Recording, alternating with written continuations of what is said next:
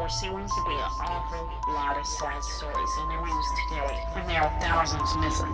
Does anybody care? We built a channel where we talk about those faces. Talking news. Debbie.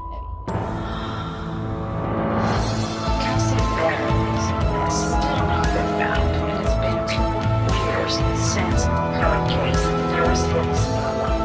Breaking. Chattanooga and Laurie Valley both behind bars. Sarah Galloway was found. She wasn't found alive. What happened to Sarah Galloway? It's too heartbreaking to share. Children are still missing. Children like Dorsey. You're in shame.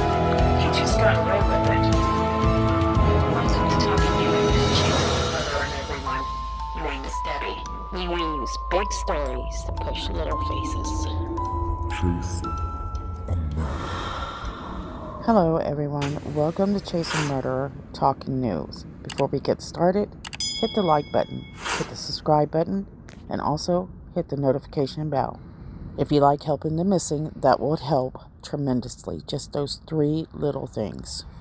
We are on Life Beyond the Grave, Part 29, attached to the Laurie Valley case. And we have learned an awful lot about Alex Cox, which is Laurie Vallow's brother. We're learning that Laurie Vallow is getting agitated with Joseph Ryan's consistency to have something to do with his daughter Tylee Ryan. At this time, Laurie Vallow is accusing Joseph Ryan of not paying child support, and Joseph Ryan is saying that he's been overcharged for child support. And Laurie in 2012 has told Joseph Ryan that she no longer wants to have contact directly with him any longer. He has to go through an appointed person. And we are learning that this is possibly a way for Laurie to punish people that don't do what she wants them to do, because she knows that Joseph Ryan wants to talk to her. Obviously, he's still in love with Laurie. That is what it seems like. And poor Tylee Ryan, well, she's still having health issues and piling up the medical bills. So around June 27th of 2012, there's an email that goes out from Joseph Ryan's Gmail account. It has him listed as being at 1374 East Tyson Street in Chandler, Arizona. So it seems like he's kind of moved himself into Arizona to be closer to Laurie. And there's an email going to Joseph Ryan that says, "Dear Mr. Ryan, I forwarded your email to Laurie. She informed me that she does not want to exchange Tylee at the police station because it would scare Tylee."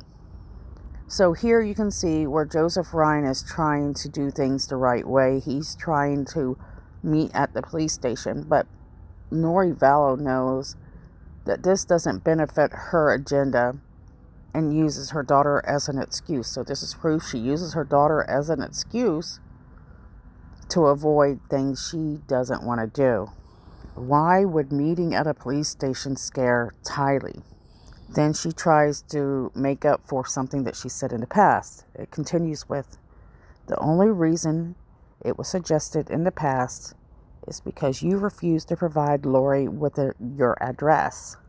Furthermore, Laurie did not want to have an altercation with you if you continue to refuse to provide her your address, but still wanted to take Tylee."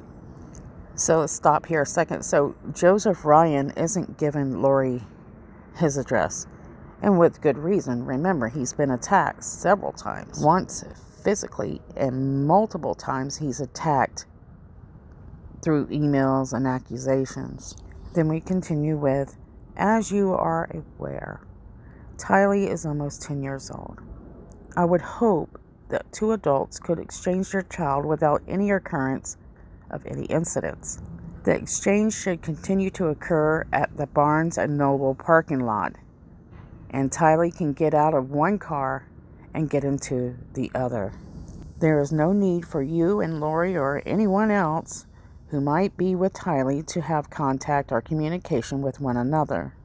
I was also advised to inform you that you are not welcome to attend the Broadway Kids performance as a result of your antics last year.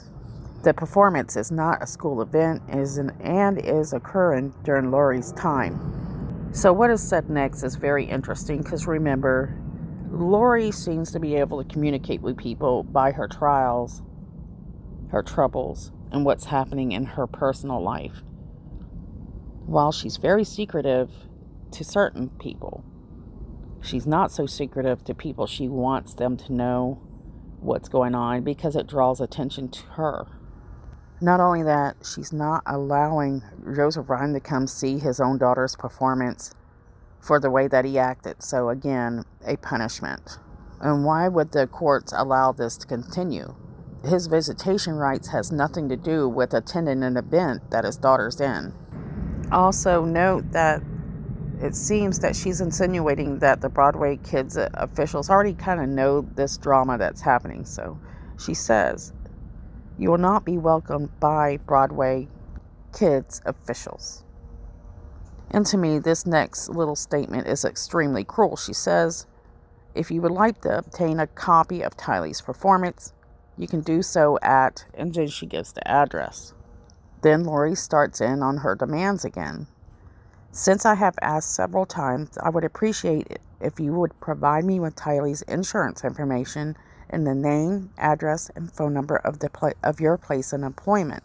Knowing Joseph's address, guys, is very important to her. And now that we know all the attacks and the threats that Joseph Ryan is receiving, the letters coming from the jail from Alex Cox, can you blame him? I mean, they're really just blatantly and openly threatening this guy, even through attorneys. That's my opinion. That's what I see out of it. Of course, you're able to come to your own conclusion, and it'd be nice if you stop right now and share below what you think. Then she continues with, "Also, please provide us your plan as to how you will pay the child support arrears you owe. If you have any questions regarding this matter, please do not hesitate to contact me. Sincerely, Evans, Dove, and Nelson, PLC." So Joseph Ryan knows that everything that he's hearing coming out of her mouth is nothing but a bunch of bull, and it's actually just a way to attack him when she can't reach him physically. She is trying to stimulate his anger, his rage, and make him very uncomfortable. And she continues to use Tylee as a way to punish him. And the thing is, she has no regrets for punishing her daughter. In the meanwhile, her daughter is nothing but a tool. At least that's what it seems to me based on what I know about Laurie so far. Tylee has created a lot of drama for her, which has gained her a lot of attention. And at this point, Colby is living a very calm lifestyle, at least more than Tylee. It's never perfectly calm. There's always some kind of drama going on, it seems. And if only everyone that's ever talked to Laurie come forward, you might be in for a treat. Joseph Ryan has given up his life that he knew in Texas to move closer to Laurie and Tylee, to be closer to Tylee. And Joseph Ryan knows that this isn't going to be easy and that this move might be for nothing because she seems to win quite often. And her main agenda is to keep Joseph Ryan away from Tylee and for her to get his money. That's what it appears because she makes it so difficult for Joseph Ryan to have any time with his daughter, no matter what step he takes, no matter which rules he follows. There's always something that doesn't work out in the way that Laurie wants it to, and so she finds an excuse, another blockade for him to not see Tylee. At this point, Tylee Ryan must have this horrible feeling about her father because the way Laurie seems to portray him as he's a deadbeat father, he's got a DUI, and now he's accused of doing some things that were never proven. And let me tell you, Joseph Ryan must have been a man who wanted punishment because he doesn't give up no matter what, because Laurie does nearly destroy his life. He doesn't give up no matter what she throws at him, and you'll see pretty soon why that is. And what all this boils down to, anyways, is Joseph Ryan telling the court that she's interfering with the custody or sharing custody with Tylee. He's not getting the time he's allotted. Meanwhile, let's go into Chad Daybell. Around this time, he has a book coming out called Invading Babylon. Chad Daybell quotes in the details of this book, Covenants 133:7. Go you from Babylon, gather ye out from among the nations.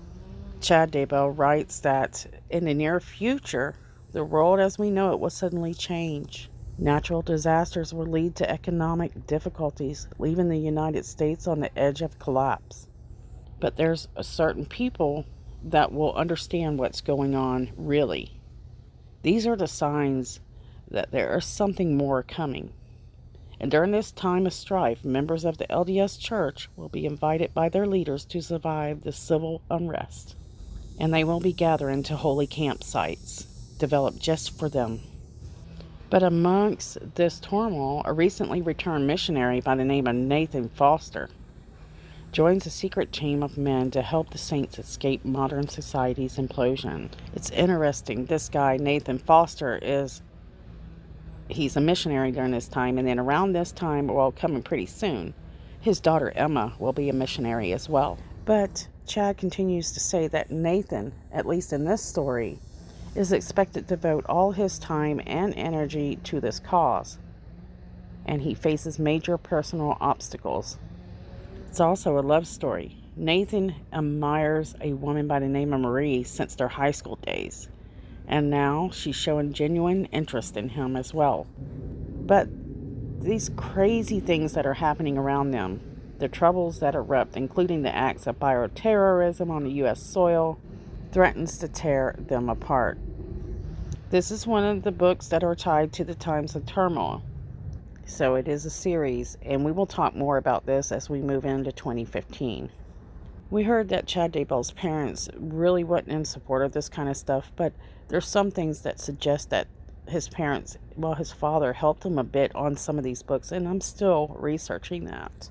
So these are not, let's say, these ideas that Chad have are not really something abnormal for the LDS. However, the problem with Chad Daybell during this time is his believing that he is above the leaders, and this is something he truly starts to believe. And I wish I knew more on how Tammy felt about all these things, but Tammy's feelings and ideas are really hard to come by. Let's talk about Laurie Vallow's parents. So around June 13th of 2012, Barry and Janice Cox, around 13 years later, Barry Cox was ordered to pay back taxes. And so those plaintiffs file in an instant suit. The complaint is actually 106 pages long, so we are not going to go through that since it's not really directly tied to this, but it does give you an idea of what Laurie's background is. So, Barry, Laurie's father, at some point got a cease and desist from the state bar. He was acting as his own attorney, at least illegally. And I'm not familiar, I wish I had more time to research this too, guys, but, what are the laws for someone representing themselves in the state of Arizona? So one of the main things that Barry Cox likes to do is he likes to find those loopholes. He doesn't believe in paying taxes whatsoever, which we all know we need some taxes, but there is a problem with how much we are charged, especially when it comes to bonuses for the middle class. So for instance, if your husband or your wife got a $20,000 bonus, well, and in the state of Florida at least, you would only get a little more over half of that money. So yeah, we do have issues with taxes, but these guys believe that you don't need to pay taxes whatsoever They are anti-government. They don't trust the government whatsoever either. I don't know if I have mentioned it, and I can't remember the exact date, but Barry Cox will actually pen a book, sell it on Amazon, on how, not paying taxes. I wish I knew the title. My memory sometimes is just terrible, guys. I really do depend on my notes. So hopefully, if we haven't come across it now, we'll probably come across it in a little bit. So just hang in there on that one. But here you have Barry Cox, who is allegedly schizophrenic, is what we're hearing, that he deals with that. And this is in Laurie's background. This is something she's dealing with. And her father must give her tips when she's dealing with court when it pertains to Joseph Ryan and Tylee Ryan. And one of the things that I believe that she is learning is the loophole system. Distractions. This constant distractions can really mess some legal systems up, guys. Laurie's father, Barry, was actually listed as a legal analyst from 1975 to 2008. I just wanted to put that out there. So next, let's go ahead and talk about the fact that Joseph Ryan finally gets to see Tylee. Laurie has been on top of all the notices that Joseph has given for visitation rights of his daughter, and if he slacks, she's going to catch it. That's what she's waiting for. So the September visit was a bit of a nightmare for him.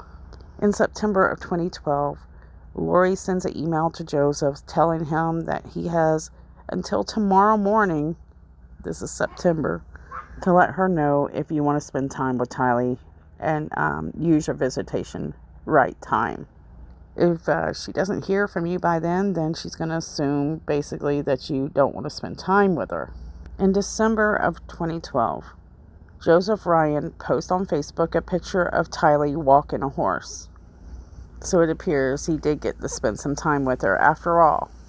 And now we push in 2013. 2013, we're going to talk a little bit about Julie Rowe and her journey from beyond the veil. We learned that Julie Rowe believes that she is a person that had a near-death experience. Though, as far as we know, she has never actually passed away and been brought back. Julie says it's while in a weakened state that her spirit left her body and entered the spirit world. There, she met an ancestor by the name of John, and he greeted her and showed her many wonderful places there. Something she did while she was in the spirit world was she was allowed to read from the Book of Life. And that's something, a totally separate thing that is attached to the LDS you have to learn about. And this is something that is very special. She says she's able to see the earth's past, present, and more importantly, the future. This is important for us to note since we are in 2013 and what's going to happen in the future that surrounds her. But she never once picked up on not even a hint of what was happening around her. Julie claims that she saw lives of many historical figures such as Adam and Eve, Enoch, Noah, and Moses. Julie says she even witnessed the Savior's mortal life, including his crucifixion and resurrection. More importantly, she also saw the restoration of Jesus Christ through the prophet Joseph Smith and the key events that have led to the church's growth. She claims that she saw earthquakes, tsunamis, famines, plagues, and wars. But she also witnessed how the Lord is watching over his people and preparing places of refuge to protect them from the coming devastations. Even more importantly, she mentions that she was filled with so much joy as she saw the saints establish the New Jerusalem and the other cities of light in preparation of the Savior's second coming. So one thing that I did learn is through the LDS, your visions and dreams are all one thing or can be meant as one thing. This is something that you usually keep to yourself. You can share it, and we'll go over it more details later. But one thing Julie knows during this period you are not supposed to share these kinds of things, really. But she says that these people that are in the spirit world, great leaders of the LDS, they tell her directly that she would be expected to tell all others about her experience, that the time has come. So during this time in Julie Rowe's life, she is building her clientele for her energy sessions.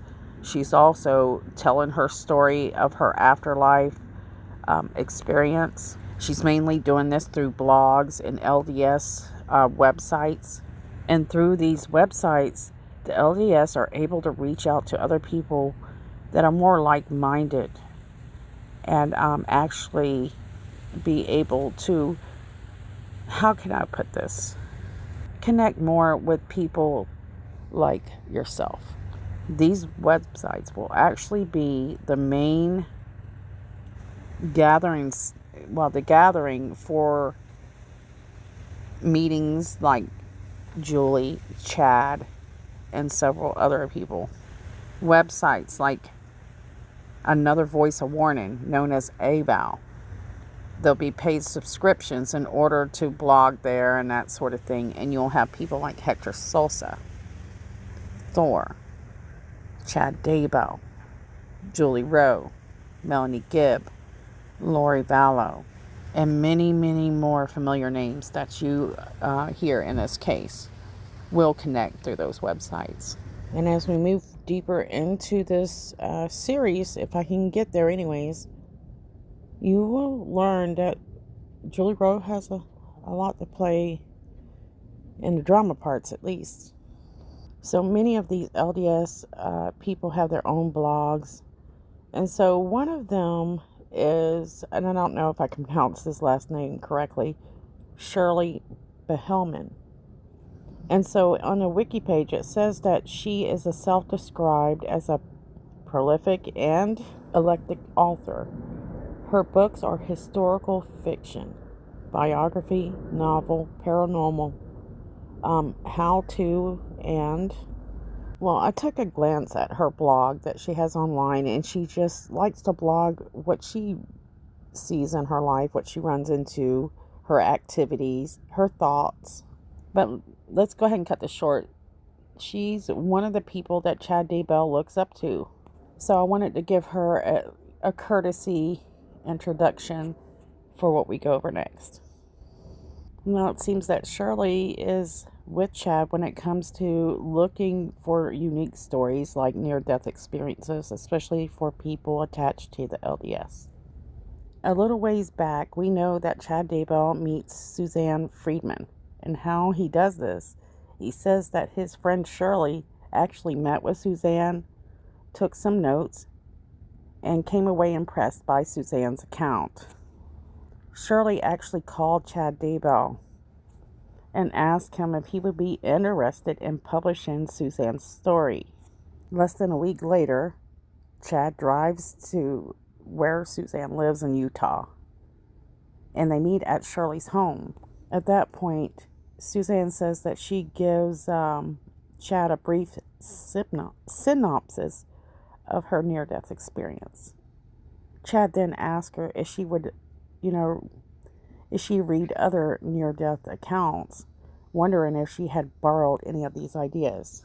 And we kind of went over this already earlier in the series, but I wanted to do a reminder. Basically, Chad felt that he had the power to decide whether Suzanne's story was real or not, if she was telling the truth. And then he admits that he basically interrogated her and that she had given him the straightforward answers he was looking for. He believed what Suzanne had to say, and he decided that this would be a good book to write. And so he actually published this book. And the book is called The Spirit of Liberty. So her first released book was 2013. Though Chad says Through the Window of Life is the one that actually focuses specifically on future events that Suzanne saw. So there are more and more books coming out based on near-death experiences and them being connected to warnings of the second coming and the tribulations.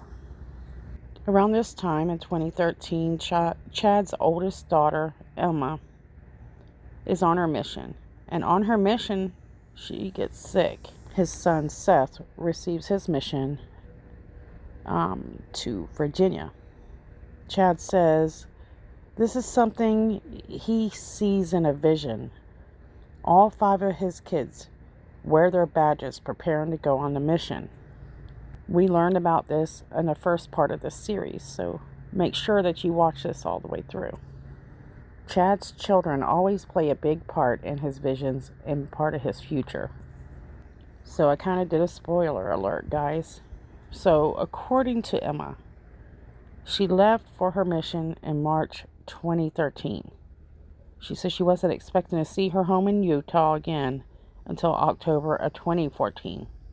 She says, but sometimes the Lord has other plans for us, though. Okay, guys, I'm going to end it right here. And we will we're getting later into 2013. There's a lot going on, so it's really difficult to keep up with. Don't forget, we have several girls here still missing, boys, children, men even. Take a moment to subscribe and like right now to help the channel out. And also, you can donate to my Patreon page if you like this channel and you want to help us keep going. I work really hard, guys, and I hope I'm getting better with each video that I make. Sometimes it's difficult because it's so demanding of my time. I do love you guys, and I appreciate you all for everything that you do.